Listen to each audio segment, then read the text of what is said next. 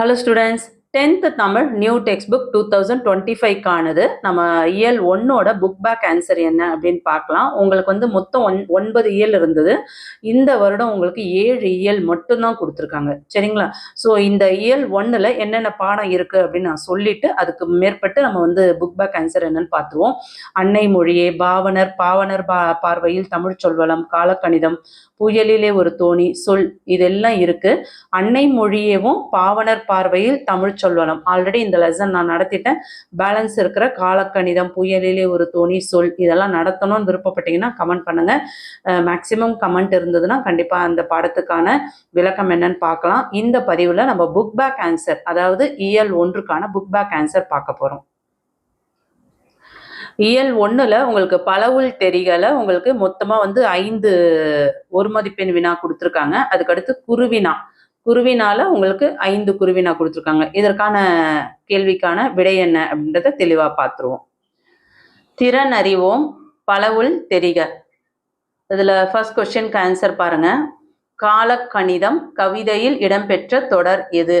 இதில் ஆன்சர் வந்து first option, இகழ்ந்தால் என் மனம் இறந்து விடாது. அடுத்த கொஸ்டின் நம்பர் 2க்கான ஆன்சர் பார்ப்போம். காய்ந்த இலையும் காய்ந்த தோகையும் நிலத்துக்கு நல்ல உரங்கள் சொல்றாங்க. இதில் வந்து பார்த்தீங்கன்னா காய்ந்த இலையை வந்து சருகுன்னு சொல்லுவாங்க, காய்ந்த தோகையை வந்து சண்டுன்னு சொல்லுவாங்க. ஸோ 4th ஆப்ஷன் இ தான் ஆன்சர், சருகும் சண்டும். தேர்ட் கொஸ்டின், என் தமிழ்னா, இதை பிரித்து எழுத என்ன கிடைக்கும்னு பார்த்தீங்கன்னா தேர்ட் ஆப்ஷன், எம் கூட்டல் தமிழ் கூட்டல் நா. Third option answer. 4th one, கேட்டவர் மகிழ பாடிய பாடல் இது. இத்தொடரில் இடம் பெற்றுள்ள தொழிற்பெயரும் வினையாளனையும் பெயரும் முறையே.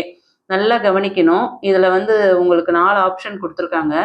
பாடல், கேட்டவர் அப்படின்னு கொடுத்துருக்காங்க. இங்க கொஸ்டின்ல வந்து தொழிற்பெயரும் வினையாளனையும் பெயரும் கேட்டிருக்காங்க. அப்ப ஃபர்ஸ்ட் தொழிற்பெயர்னா என்ன வரும்? பாடல், அங்க அல்னு முடியுதா, அப்ப அது தொழிற்பெயர். ஸோ ஃபர்ஸ்ட் பாடல்னு வரணும். அதுக்கடுத்து வினையாளனையும் பெயர்னா அருன்னு முடியணும், அப்ப கேட்டவர். அப்ப உங்களுக்கு 4th ஆப்ஷன் தான் சரியான ஆன்சர், பாடல், கேட்டவர். 5th ஒன், வேர்க்கடலை, மிளகாய், விதை, மாங்கொட்டை ஆகியவற்றை குறிப்பது. இதுல வந்து நீங்க ஈஸியா என்ன ஞாபகம் வச்சுக்கலாம் அப்படின்னா, வேர்க்கடலைய உடைச்சோன்னா உள்ள எப்படி இருக்கும், அதோட பருப்புலாம் பார்த்தீங்கன்னா நல்லா பெருசா மணிமணியா குண்டு குண்டா இருக்கும் இல்லையா? ஸோ குலைப்பெயர், கிளைப்பெயர், இலைப்பெயர்னு இல்லாம மணிப்பெயர், ஈஸியா நீங்க வந்து அது மணி போல குண்டு குண்டா இருக்கும், அந்த மாதிரி ஞாபகம் வச்சுக்கோங்க. ஸோ செகண்ட் ஆப்ஷன் ஆ, மணிப்பெயர் வகை, இதுதான் ஆன்சர். குருவினா வினாயன் 1, பலகை என்பதை தொடர் மொழியாகவும் பொது மொழியாகவும் வேறுபடுத்தி காட்டுக. அதாவது பலகை அப்படின்ற சொல்ல வந்து தொடர் மொழியாகவும் பொது மொழியாகவும் எடுக்கும் பொழுது அதுக்கும் ரெண்டுத்துக்கும் உள்ள வேறுபாடு என்னன்னு கேட்குறாங்க.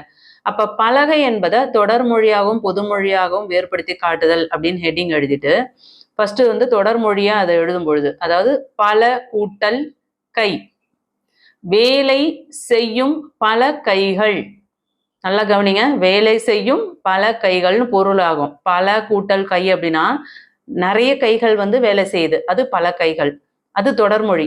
அதே அது பொது மொழியா மாறும் பொழுது பலகை எழுதுவதற்கு பயன்படும் மரப்பலகை, இது பொது மொழியா அமையுது. வினாயன் 2, மண்ணும் சிலம்பே மணிமேகலை வடிவே முன்னும் நினைவால் முடித்தாழ வாழ்த்துவமே. இவ்வடிகளில் இடம்பெற்றுள்ள காப்பியங்களை தவிர எஞ்சுள்ள 50 காப்பியங்களின் பெயர்களை எழுதுகன்னு கேட்டிருக்காங்க. அதுக்கான ஆன்சர் பாருங்க.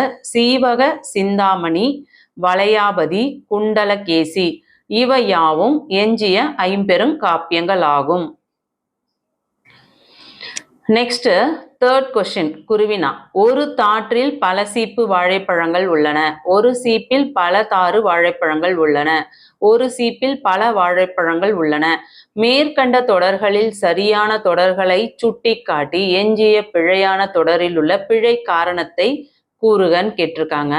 சரியான தொடர் அப்படின்னா ஒரு தாற்றில் பல சீப்பு வாழைப்பழங்கள் உள்ளன, இது சரியான ஒரு கூற்று.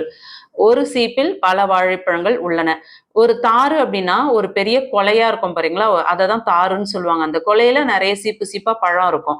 அப்ப அது சரியான தொடர். அதே மாதிரி ஒவ்வொரு சீப்புலையுமே வந்து ஒரு 20 பழம் 15 பழம் அந்த மாதிரிலாம் இருக்கும். அப்ப அந்த ஒவ்வொரு சீப்புலையும் பல வாழைப்பழங்கள் இருக்கும். இதுவும் சரியான தொடர். அப்போ பிழையான தொடர் என்ன அப்படின்னு பார்த்தோம்னா, ஒரு சீப்பில் பல தாரு வாழைப்பழங்கள் இருக்கும்ன்றாங்க. தாரு அப்படின்னா அந்த பெரிய கொலையை தான் சொல்லுவாங்க. அந்த சீப்புல போய் எப்படி அவ்வளவு பெரிய கொலை இருக்கும்? அப்ப இது தவறான ஒரு தொடர். பிழைக்கான காரணம் அப்படின்னா, தாருனா வாழை குலையே சொல்லுவாங்க. சீப்புனா வாழை தாற்றோட ஒரு பகுதியை குறிக்கும். சரிங்களா?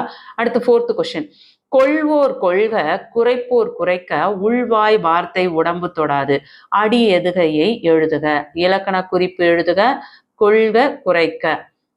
அடி எதுகை அப்படின்னு பார்த்தோம்னா கொள்வோர் உள்வாய். இதுல 2வது எழுத்து ஒரே மாதிரி வருது இல்லையா, ஒன்று வர்றதுனால இது அடி எதுகை அப்படின்னு சொல்றாங்க. அதே மாதிரி இலக்கண குறிப்பு அப்படின்னு பார்த்தோம்னா கொள்க குறைக்க. இதுல வந்து உங்களுக்கு கன்னு முடியுது இல்லையா, இது ரெண்டுமே பார்த்தீங்கன்னா கல முடியறதுனால வியங்கோல் வினைமுற்று. 5th கொஸ்டினுக்கு என்ன கொடுத்துருக்காங்க பாருங்க. சொல் வளத்தை உணர்த்த உதவும் நெல் வகைகளின் பெயர்களை குறிப்பிடுக. இது உங்களோட டெக்ஸ்ட் புக்லேயே இந்த ஆன்சர் இருக்கு. மற்ற கொஸ்டின்ஸ்க்குலாம் வந்து உங்களுக்கு நான் டெக்ஸ்ட் புக்ல மார்க் பண்ணி கொடுக்க முடியாது. இதுக்கு ஆன்சர் எதுவும் கிடையாது உங்க புக்ஸ்ல. 5th கொஸ்டினுக்கு மட்டும் புக் பேக்ல 4th பேஜ் நம்பர்ல எடுத்துக்கோங்க. உங்க டெக்ஸ்ட் புக்ல பேஜ் நம்பர் 4ல செந்நெல், வெண்ணெல், கார்நெல், சம்பா, மட்டை என பல வகைகள் விளைகின்றன. இதுதான் வந்து உங்களுக்கு நெல் வகைகளோட வகைகள். இருந்தாலும் சம்பாவின் நெல் வகையின் வகைகள் என்ன அப்படின்னு கேள்வி கேட்டால் இது வந்து கண்டிப்பா உங்களுக்கு இன்சைட் கொஸ்டின்ஸா கண்டிப்பா வர்றதுக்கு வாய்ப்புகள் இருக்கு. அதையும் தெரிஞ்சு வச்சுக்கோங்க. ஆவீரம் பூ சம்பா, ஆனைக்கொம்மன் சம்பா, குண்டு சம்பா, குதிரைவாளி சம்பா, சிறுமணி சம்பா, சீரக சம்பா போன்ற வகை பெயர்கள் சொல்வளத்தை உணர்த்த உதவுகின்றன. சரிங்களா? ஸோ உங்க டீச்சர் வந்து உங்களுக்கு நான் சொன்ன அந்த ஃபர்ஸ்ட் பாயிண்ட், அதாவது செந்நெல், வெண்ணெல், கார்நெல், சம்பா, மட்டை என பல வகைகள் விளைகின்றன, இது மட்டும் எழுதுனா போதும்னு சொன்னா இதை எழுதுங்க. இல்லை எனக்கு தெரிஞ்சே வந்து இந்த சம்பாவோட வகைகள் ஆவீரம் பூச்சம்பா, ஆனைக்கொம்பன் சம்பா, குண்டு சம்பா, குதிரைவாளி சம்பா, சிறுமணி சம்பா, சீரக சம்பா இந்த பெயர்களுமே வந்து நீங்க நெல் வகைகளை கொடுக்க முடியும். கொடுத்தீங்கன்னா நல்லதுதான். சரிங்களா? ஸோ நோட் பண்ணிக்கோங்க.